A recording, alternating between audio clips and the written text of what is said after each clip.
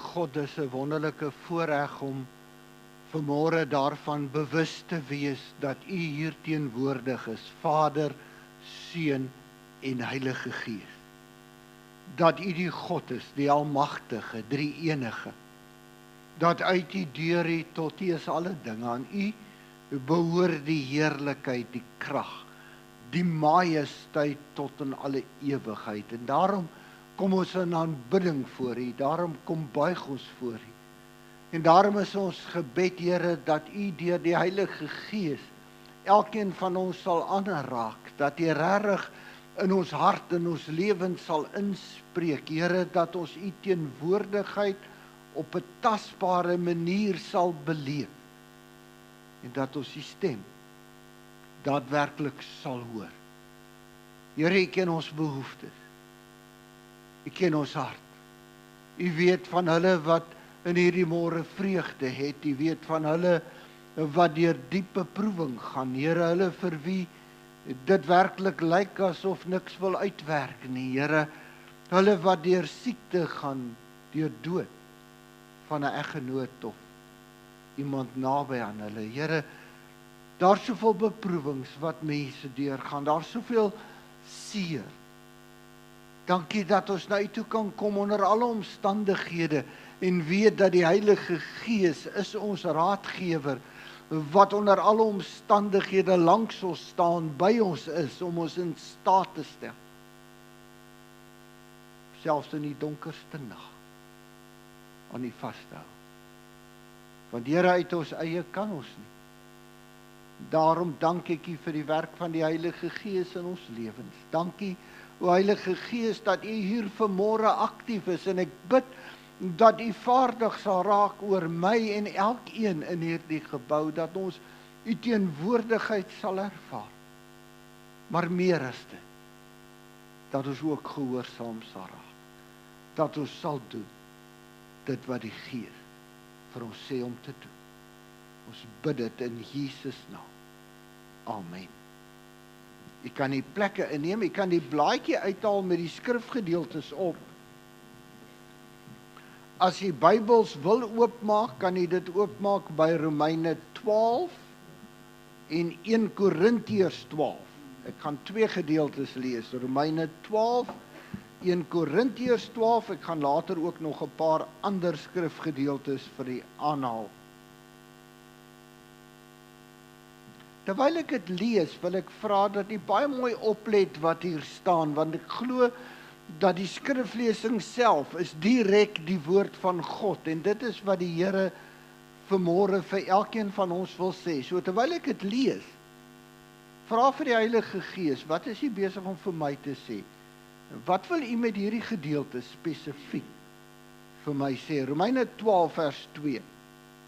Namens hom wat my in sy genade tot sy apostel gemaak het, sê ek aan elkeen van julle dat jy nie jouself moet oorskat nie, maar dat jy jouself nugter moet beoordeel volgens die geestelike toerusting wat God aan jou toebedeel het. Ons besit elkeen een liggaam wat uit baie ledemate bestaan en wat elkeen sy eie spesiale funksie het. Net so is dit ook met Christus se liggaam. Dis die gemeente. Al is ons baie, vorm ons saam een liggaam, omdat ons aan Christus verbind is. En as ledemate van hierdie een liggaam, hoort ons ook saam en het ons mekaar nodig. Ons het gawes wat van mekaar verskil, volgens die genade wat God aan elkeen van ons gegee het. Ons moet hierdie vermoëns reg gebruik. U sal agterkom dat daar 'n verskeidenheid terme gebruik word vir dieselfde begrip, gawes, vermoëns, later selfs nog terme. As God aan jou die gawe gegee het om te profeteer, moet jy dit aanwend in ooreenstemming met ons geloofsoortuiging. As dit is om ander te dien, doen dit dan met oorgawe. En as jy onderrig gee, gee dan kwaliteitsonderrig. En as dit is om ander op te beer, lê jou daarop toe. As jy materiële ondersteuning gee, doen dit sonder bymotiewe. En as God aan jou leierseienskappe gegee het, hanteer dit met toewyding. En as jy die gawe het om ander in hulle nood by te staan, doen dit met 'n vrolike hart. En dan blaai ons ook na 1 Korintiërs 12, wat baie praat oor die gawes van die Gees. Ek lees vers 1 en dan vers 4 tot 11, vers 1. En nou broers en susters, kom ek by julle volgende navraag, naamlik oor die gawes van die Gees. Ek wil hê, julle moet hieroor goed ingelig wees, sodat julle julle gawes reg sal gebruik.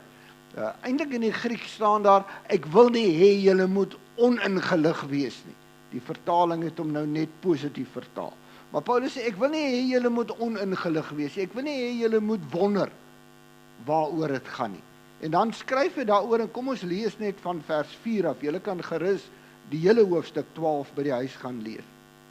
Daar's 'n hele verskeidenheid geestelike gawes. En tog kom hulle van dieselfde Gees. Daar's 'n hele verskeidenheid bedienings, maar ons dien dieselfde Here. Daar's talle aktiwiteite in die gemeente, maar dis dieselfde God wat al hierdie dinge kragtig in ons aktiveer. Elkeen van ons ontvang 'n manifestasie van die Gees, 'n gawe, om die gemeente te bevoordeel. Aan die een gee die Gees bekwaamheid om goddelike wysheid te verkondig. Aan 'n ander gee hy die gawe van spesiale kennis. Aan iemand anders gee hy dieselfde Gees 'n heel besondere geloof. En aan nog een gee hy die gawes van genesing. En aan 'n volgende ene die vermoë om wonders te verrig. En aan 'n ander een die gawe van profesie. En aan nog ene die vermoë om te onderskei tussen geeste. En aan iemand anders die gawe van praat in tale. En aan nog ene die bekwaamheid om die tale uit te lê. Dis een en dieselfde Gees wat al hierdie gawes bewerk en wat aan elkeen uitdeel soos wat hy dit goed vind. Dis die woord van God. Ons het die afgelope Pinkster baie gepraat oor die persoon en die werk van die Heilige Gees en oor geesvervuldheid en wat dit beteken. Oor hoe belangrik dit is om nie net aan Jesus te behoort nie. Ja, dis belangrik. Dis belangrik om gered te wees, wedergebore te wees, maar om ook as gelowige onder beheer van die Heilige Gees te lewe. Want as ek nie onder beheer van die Heilige Gees lewe nie, dan kan ek nie werklik aan God gehoorsaam wees nie en kan God nie sy wonderlike doel en plan met my lewe bereik nie. In die hele Pinksterreeks het ons eintlik baie min gepraat oor die gawes van die Gees. En juist daaroor is daar baie onsekerheid en misverstand by baie Christene. Was my opvallend toe ek in die Bybel gaan lees, dat Paulus skryf aan die Korintiërs, dat hy juist nie wil hê hulle moet onsekerheid daaroor hê nie. Hy wil hê hulle moet baie mooi seker wees oor waaroor die gawes van die Gees gaan.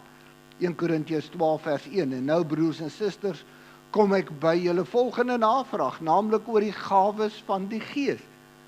Ek wil hê julle moet hieroor goed ingelig wees, sodat julle julle gawes reg sal gebruik.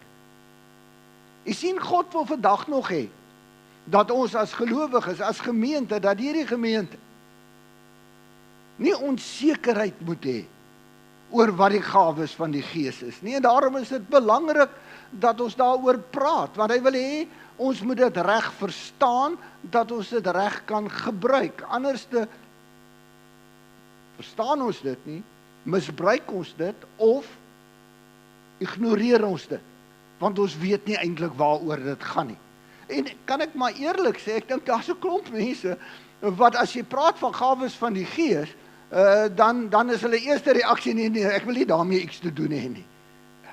En dis alles behalwe, ek wil as jy hierdie Bybel gaan lees, Pinkster en hierdie gedeeltes en ander skrifgedeeltes, dan kom jy agter, maar dis iets fantasties.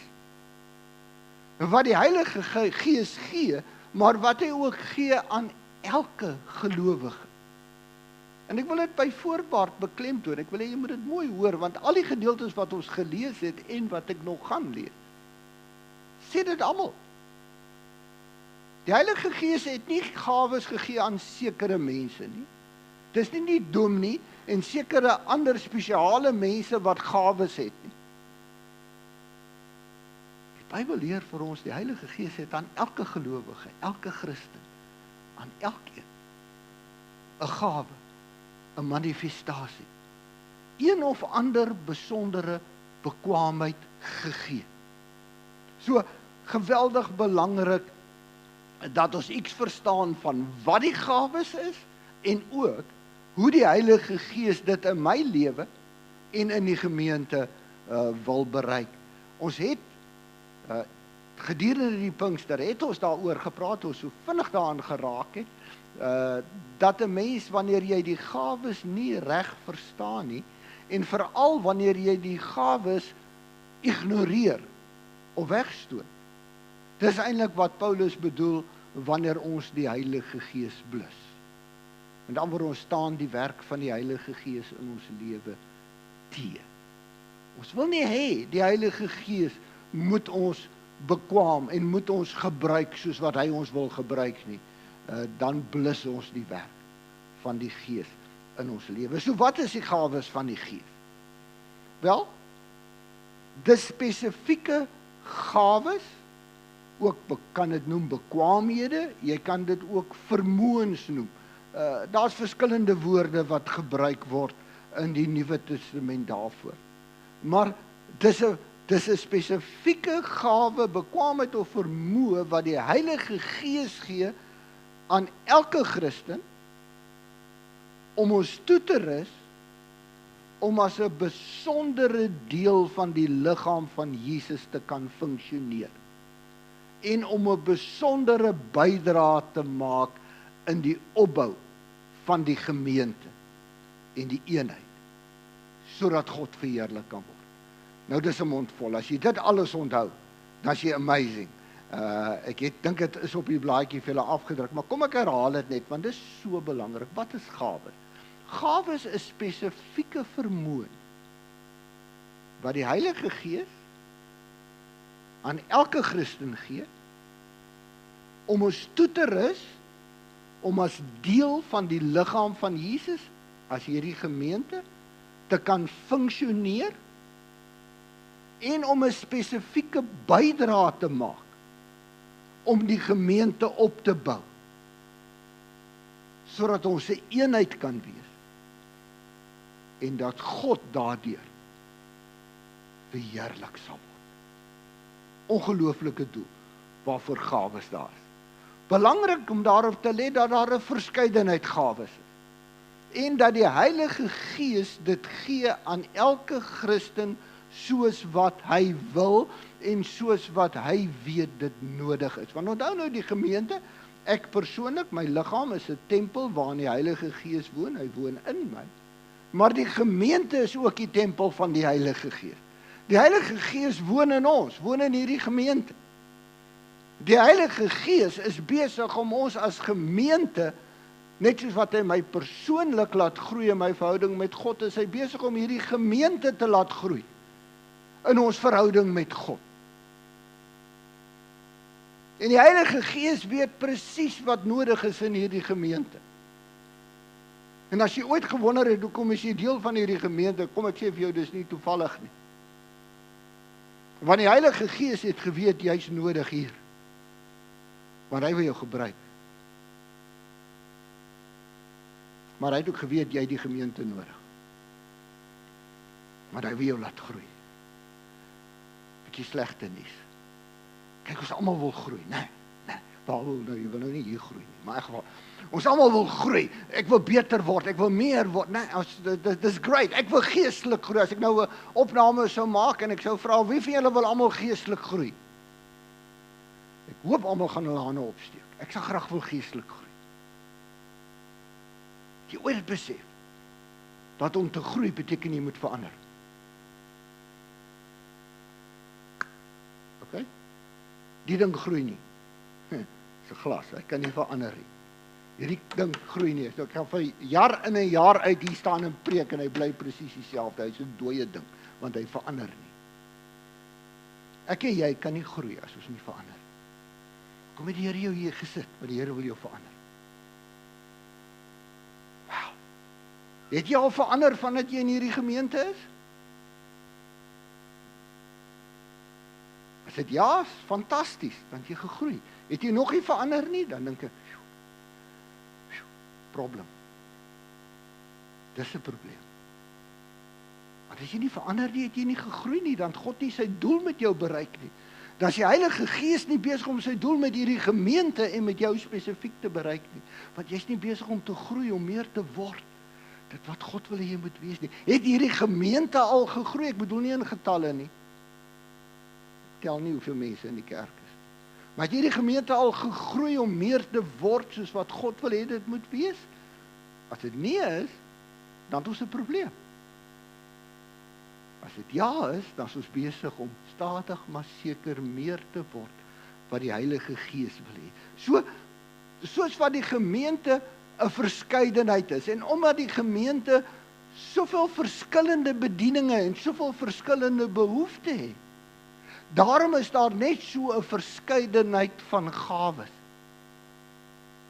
sodat elkeen 'n rol het. 1 Korintiërs 12 vers 7, elkeen van ons ontvang 'n manifestasie van die Gees om die gemeente te bevoordeel. En vers 11, dis een en dieselfde Gees wat al hierdie gawes bewerk en wat aan elkeen uitdeel, soos wat hy dit goed vind. As Paulus sê, ek wil hê julle moet onduidelikheid hê daaroor nie, dan glo ek die Here wil hê ons moet onduidelikheid hê daaroor nie, en dan wil ek dit vir jou sommer nou reguit sê vanmôre. En vat dit van my en vat dit uit die woord uit, en gaan lees dit weer. Gaan lees die hele 1 Korintiërs 12. Daar is nie een spesifieke gawe wat almal moet besit om te kan wys dat jy regtig 'n Christen is en dat jy regtig geesvervuld is nie. Dis nie waar dat wanneer jy in tale spreek, dan sê jy daarmee en dan wys jy daarmee dat jy nou regtig geesvervuld is en dat jy regtig 'n kind van God is nie. Hoekom? Want gawes is nooit gegee as 'n bewys van my geesvervulling nie. Die kenmerk en die bewys van my vervuldheid met die Heilige Gees is die vrug van die Gees. As jy wil, gaan luister asseblief Vrydag aand se preek op die Pinkster. Ek gaan hom nie oorpreek. Jy sien, ek kan sien of ek self en of ander mense regtig onder beheer van die Heilige Gees lewe deur te kyk na die vrug, want Jesus het gesê, 'n boom word aan sy vrug geken. As jy werklik geesvervuld is, dan gaan die vrug van die Gees, liefde, vrede, vriendelikheid, vreugde, geduld, verdraagsaamheid, nederigheid, selfbeheersing, dan gaan dit in jou lewe al hoe meer na vore kom. En hoe meer dit na vore kom, en dis die verandering wat die Here wil bring, né? Dis die groei. Hoe meer dit gebeur, hoe meer die vrug van die Gees jou na vore kom, hoe duideliker word dit dat jy gehoorsaam is aan die Heilige Gees, dat jy wandel deur die Gees, dat jy vervul is met die Gees, dat jy doen wat die Gees van God wil hê jy moet doen, want dan beantwoord jy aan sy toe. Die gawes is iets radikaal anders en het 'n totaal ander doel. Gawe is nooit bedoel om 'n stempel te wees of 'n bewys te wees van jou geesvervulling. Gawes is geskenke. En dit staan in die woord eintlik. Is 'n geskenk. wat die Heilige Gees aan elke Christen gee, sodat ek toegerus kan word, sodat elkeen 'n besondere funksie in die gemeente kan vervul. En omdat daar so 'n verskeidenheid van funksies is, 'n verskeidenheid van bedieninge is, het die Here 'n verskeidenheid van gawes gegee. En dit staan pertinent, hy gee dit soos wat hy wil. Daarom het party die gawe om die woord te verkondig. In 'n sekere opsig glo ek, God het vir my daai gawe gegee. So as jy vir my sê, "Wow, Dominee, jy het mooi gepreek," dan sê ek wel, dis die Heilige Gees. Hoekom? Dis nie ek nie, dis 'n gawe. Jo, ek kan nie so preek nie, wel jy hoef nie so te preek nie. Maar die Here wil jou nie daarvoor gebruik nie. Dalk het jy die gawe van diens, wil die Here jou gebruik om te dien. En jy kan dien op 'n manier wat niemand anders te kan dien, en daar's iemand anders wat fantastiese leierskap het. Wow, dis 'n gawe van die Gees, en daar's iemand wat onderrig kan gee. Wow, en daar's iemand wat musiek kan maak. Wel, ek kan ook sing. Ek hoor ek het laas Sondag julle heeltemal vir julle lied afgesing. Sorry. Dit wat gebeur as ek nie die woorde kan sien nie, dan sing ek so wat ek het ken. Maar okay, ek sal omdraai en kyk. Maar die Here het vir ons gawes gegee. Die Here het vir elkeen van julle 'n gawe gegee. Ek wil dit sommer amper blaatant sê, ek dink baie van julle het nog nooit jou gawe ontdek nie, het nog nooit besef. Maar God het vir my ook 'n gawe. En dis hoekom ek daai 2 gedeeltes gelees het in 1 Korintiërs 12 en Romeine, want julle sal agterkom, dis 'n verskeidenheid, hoor. Asseblief tog, dis nie net om in tale te praat of te profeteer. Dis ook daar, ja. Maar daar's ander wat net so belangrik is, soos om te help, soos om te ondersteun, soos om te bemoedig, soos om te gee. Dis 'n gawe. Daar's mense wat 'n ongelooflike gawe het om te kan gee en ander te kan help. Die Heilige Gees kom bewerk dit in ons, want ons is 'n liggaam, en ons is 'n verskeidenheid. Maar elkeen het 'n rol, elkeen het 'n funksie, en almal is gelykwaardig. Hoekom? Want dis geskenke wat hy gee. Die ene wat preek is nie die belangriker as die ene wat dien nie. Albei is belangrik. Albei word deur die Heilige Gees gegee. Oor die doel van genadegawes skryf Petrus baie duidelik, 1 Petrus 4 vers 10. Hy sê, God het aan elkeen van julle 'n genadegawe gegee. Kan ek maar net weer sê, daar's weer elkeen, hè? God het aan elkeen van julle 'n genadegawe gegee. Met hierdie gawes moet julle mekaar dien, sodat God se ryk genade deur julle na mekaar kan vloei. It's so amazing. Ek bedoel, ek kan nooit my gawe in die gemeente of my bediening in die gemeente doen teenoor die ander nie. Verstaan jy? Ons is dan baie beter. Julle gaan net kyk, ons is oulik. Wow, kyk net wat doen ons. Nee. Ek doen my gawe dat dit kan vloei deur my na julle toe. Soos die orkes hierso. Hulle het nou op 'n Sondagoggend kom hulle al 9:00, wel is lank voor die tyd hier, maar om 9:00 kom hulle om te kom dien. En om saam te sing, en vir jou die geleentheid gee om saam te kom sing, dat jy dit kan, maar dit vloei deur. Dit gaan nie oor hulle nie, dit gaan oor die gemeente. Geen gawe, geen bediening gaan oor jou nie. Dit gaan oor die gemeente, wat opgebou word. Geweldig belangrik. Dit is so belangrik, dat elkeen betrokke sal wees. Dat elkeen verantwoordelikheid sal vat. Dat die gemeente regtig effektief sal funksioneer. Daarom hoef een nie alles te doen nie. Om my waarheid te sê, een mag nie alles doen nie, of 'n paar mense mag nie alles doen. Maar niemand moet of mag niks doen. 1 Korintiërs 12 vers 18 tot 20 staan, maar nou het God dit so beskik, dat daar wel verskillende ledemate sal wees, en dat elkeen van hulle sy eie plek in die liggaam sal hê, soos hy dit goed vind. As alles net een ledemaat was, dan sou daar mos nie 'n liggaam kon wees nie. Ja, daar's wel baie lede, maar ons is een liggaam. En dit word soveel kere herhaal en beklemtoon. Jy is vir God belangrik. Nie net om jou te red nie. maar as 'n aktiewe werkende ledemaat van sy liggaam. Die Heilige Gees het aan jou gawes gegee. En sy bedoeling is dat jy dit moet gebruik om 'n spesifieke rol, funksie in hierdie gemeente te verrig. As jy dit nie doen nie, dan is jy eerstens ongehoorsaam aan die Heilige Gees, dan blus jy die Gees. Maar jy beroof ook die gemeente van jou spesifieke gawe, jou spesifieke bydrae en bediening. En derdens beroof jy jouself van die wonderlike seën wat die Here vir jou wil gee. En die groei wat in jou lewe gaan plaasvind. Ek het nou nogals daaraan gedink. Dalk is jou liggaam ook so. My regterhand is baie sterker as my linkerhand.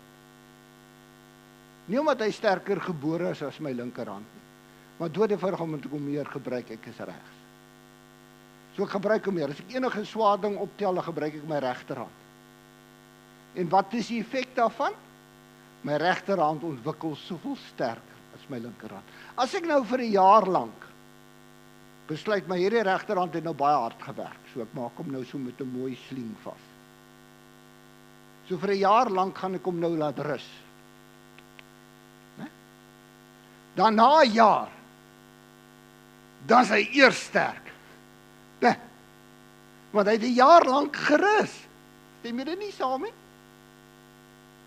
Nie? Wat gaan na 'n jaar gebeur? Jy gaan sukkel om hom opgetel te kry. Jy gaan nie eens iets met hom kan optel. Het jy al ooit gehoor dat lidmate sê, ek moet nou 'n bietjie gaan rus. Ek is nou moeg gewerk in die kerk. Ek moet nou 'n bietjie rus, dat ek net weer 'n bietjie kan herstel. En wat gebeur met daai lidmaat? Jy het al agtergekom.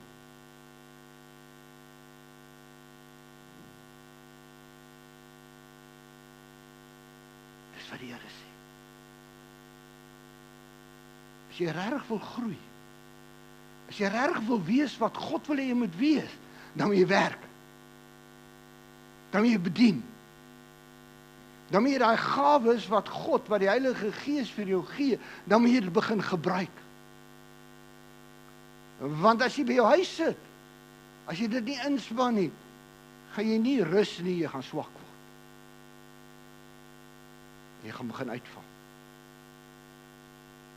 Jy sien, die Here het nie net 'n spesifieke plekkie vir jou in sy hart en in hierdie gemeente nie.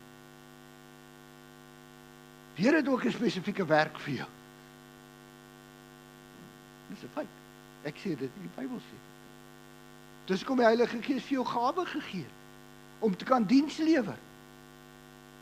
En dis eers wanneer jy regtig jou gawes en jou lewe, jou tyd tot beskikking van God stel en in sy diens gee, dat jy regtig vaar sy geestelike groei en sy seëning in jou lewe beleef. Jy sien, God seën my wanneer ek daar is en wanneer ek doen wat God wil hê ek moet doen. Dan groei en ontwikkel ek. Ek het vir 'n klompie mense voor die tyd papiere gegee. Op daai papiere staan gawes. Nou dit het niks met die persoon spesifiek te doen nie. Ek het net random 'n klompie gawes staan gou op asseblief. Hulle help my vanoggend met die preek. Daar's hy. Staan gou op. Wys gou die papier met die gawe dat hulle kan sien. Nou dis great, né? Eintlik het almal, ek moes vir almal 'n papier uitdeel. Want almal het 'n gawe, maar ek weet nou nie wat is jou gawe nie. Maar dit help min dat hulle staan daar so met die papiere en hulle vat dit huis toe en hulle gaan bære dit ergens in hulle kas. Wat moet hulle doen? Die Bybel sê ons het gawes gekry om dit tot voordeel van almal in die gemeente te gebruik. So kom vorentoe. Simbolies kom gee dit in diens van die gemeente. Nou die kameraspan het gesê julle moet so naby aan die kansel begin staan. Staan so in 'n ry hier asseblief. So 'n bietjie vorentoe. So klein bietjie, dis hy. Okay. Wys vir hulle julle gawes dat hulle kan sien. Dis net 'n voorbeeld van gawes. So nou is dit great. Nou is dit ten minste in die gemeente, né? Hulle het dit gebring, dit kan gebruik word, maar dis nog 'n bietjie deur mekaar. Dit is nice, maar dis nie so wat moet nou gebeur? En nou wil ek hê kerkeraadslede moet gou vorentoe kom. Kerkeraadslede, hulle is die leiers, geestelike leiers wat God gegee het. En wat is julle taak? Wel, Efesiërs sê, julle taak is om die gelowiges te organiseer en hulle toe te rus dat hulle effektief hulle bediening kan doen. So ek gaan nou vra, die kerkraadslede moet nou die puzzel bou. Okay? So, maar met die mense, moenie die papiere uit hulle hande uitvat nie. So julle moet nou met die mense die puzzel bou. Kyk of julle dit kan doen.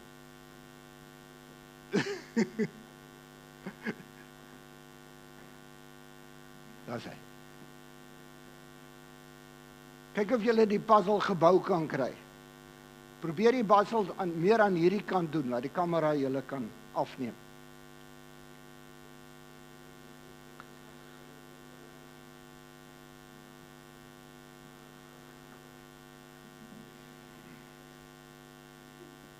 Daar lê.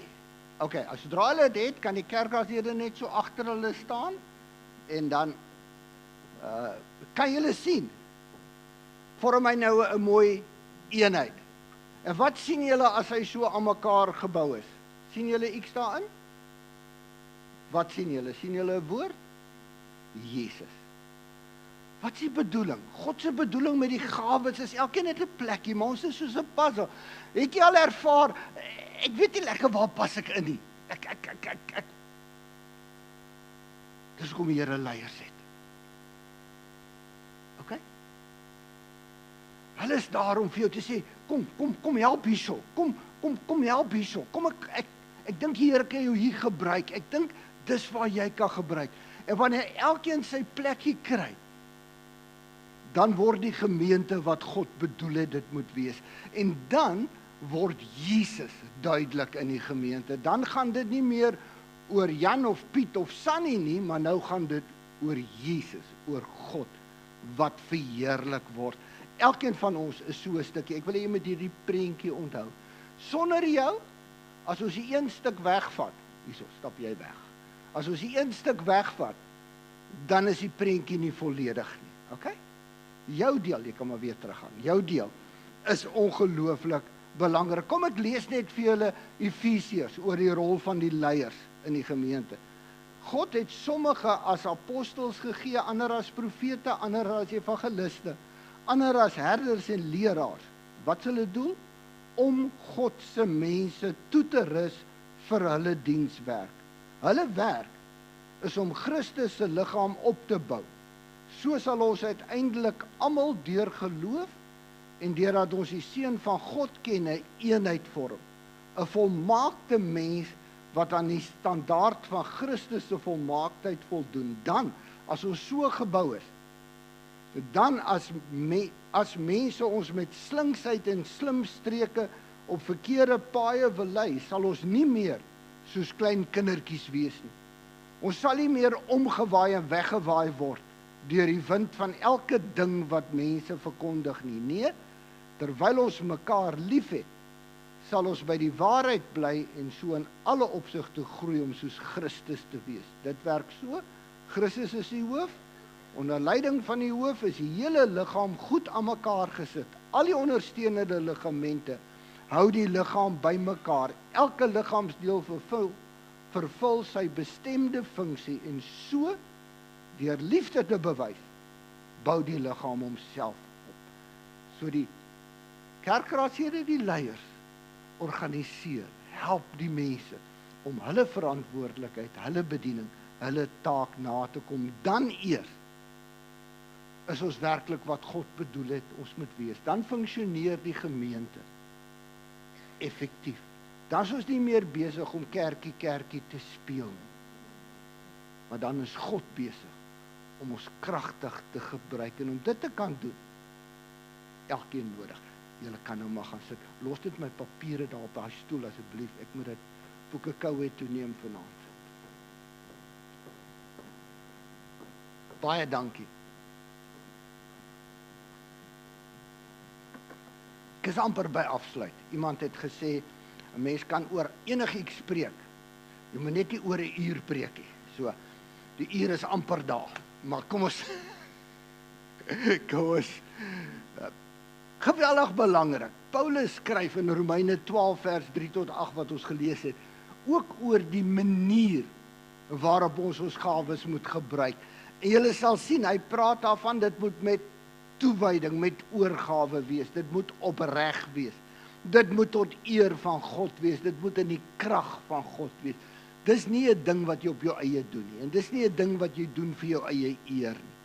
En dan sê hy samevattend, bo alles moet ons mekaar vurig lief hê.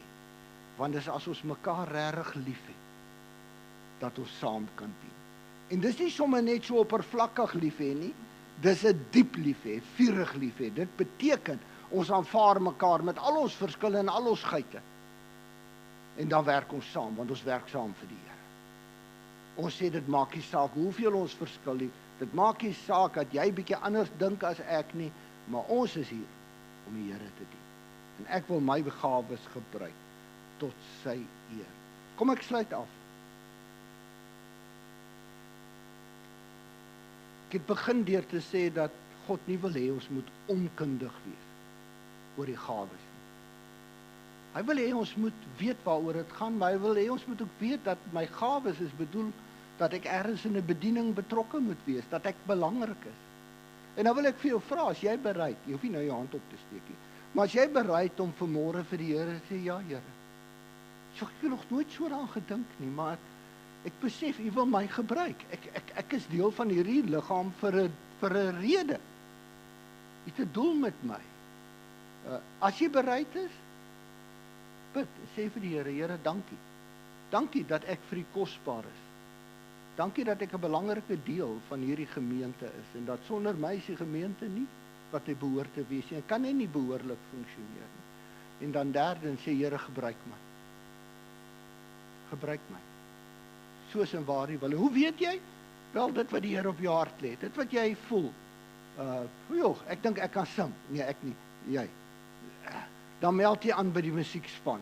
Of jy wil help met die klank, of jy weet so ietsie van tegnies af, dan help jy hulle daar agter by die klank. Of as jy wil tee skink, dan help jy by die tee skink, of jy help by die mannegroep en dan help jy 'n bietjie die kerk mooi reg kry elke Sondag se diens. Of jy wil by die omgee betrokke raak, dan gaan skryf jou naam op en sê ek is bereid. Ek voel ek wil omgee. Ek gee om vir mense. Of daar's eintlik op 'n tafel daar so langs die gebedstafel agter. Is daar iets soos? Hoeveel papiere? Klomp. Al die verskillende bedienings in die gemeente. En daar's penne. Ek wil vir jou uitnooi, ek wil jou uitdaag. Gaan skryf jou naam eers op. Dalk is jy al betrokke, great. As jy nêrens betrokke is, gaan kyk en skryf op. En sê ek sal hier betrokke raak. En ervaar hoe die Here jou gebruik. Hoe juis jou diens in die gemeente 'n verskil maak aan die gemeente, maar ook aan jou lewe. Amen. Almagtige God en Hemelvader, Here, dankie. Dankie dat U ons gebruik, elkeen. Verskillende plekke, verskillende maniere, verskillende gawes. Maar dat elkeen vir U kosbaar en belangrik is. En ek bid dat ons U gawes nie sal eenkant stoot nie sal ignoreer nie, dat ons nie die Gees sal blus nie. Maar dat ons werklik onder leiding van die Heilige Gees onsself beskikbaar sal stel en sê, Here, hier is ek. Gebruik my. Dankie vir Stefanie, wat bereid was om op die kerkeraad te dien. En ek bid dat wanneer ons haar nou ook in die kerkeraad bevestig, dat U haar en haar gesin ryklik sal seën. Amen. So ek vra